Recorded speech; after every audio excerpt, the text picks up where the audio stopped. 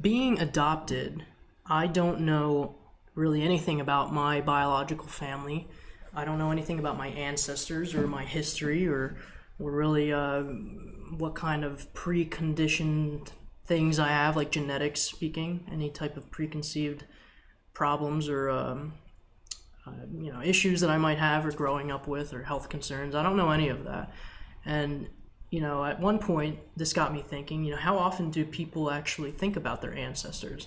How often do people actually think about the evolution of how they got to where they're at and the genetic transference over time through DNA? It's no new, I'm not saying anything new, but at the same time, we don't think about it enough, I think. Your parents' parents, your parents' parents' parents, your grandparents' parents' parents, and parents and parents and parents and parents and parents and parents and parents and parents and parents.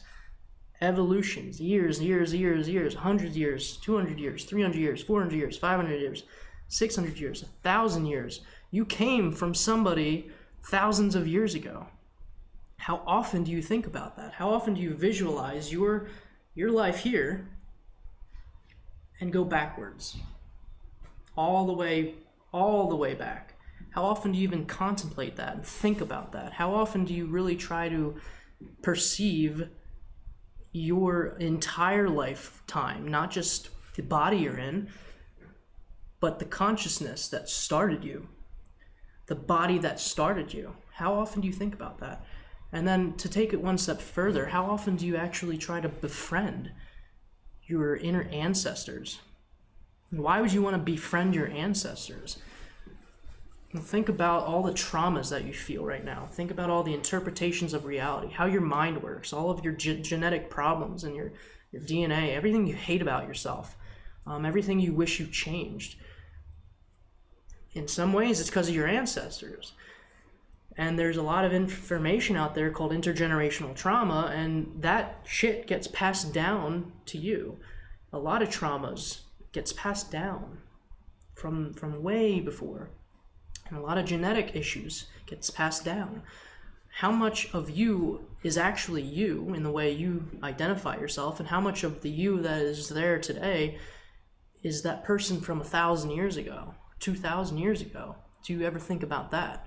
And when you start to think about this, you start to acquire a more holistic understanding of your being. You start to acquire a more realistic perception of who you are, not only as a human being, but also who you are as as an energy transfer. And that sounds so cold, but it doesn't have to be. It's very cool, actually. You've started somewhere far ago, a long time ago. You started a long time ago, not just however old you are. Not 28, 30 years ago, 50 years ago, 15 years ago, however old you are. You didn't start then. That's not when you started. That's not your real birth date. I think understanding that fact is so important when living your day-to-day life, because we get so caught up in our individual egos and who we define ourselves to be in the moment.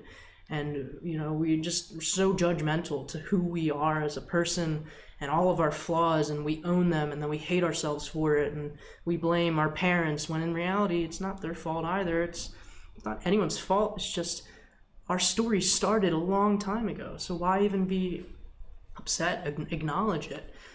Acknowledge it first. You don't have to like it. You don't have to just, be okay with it, but just know it.